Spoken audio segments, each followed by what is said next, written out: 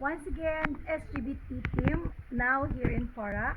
This is actually super skate lang. No plans, no nothing. It so happened this place will gonna be our privately used by us only.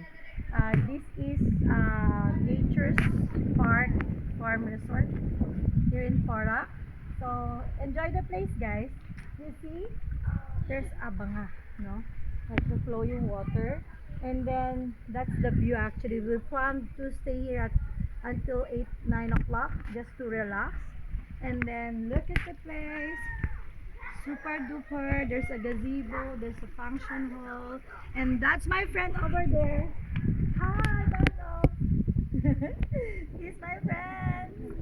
And then look, my kids, Nina, Martina, Shen Shen, and Emilian.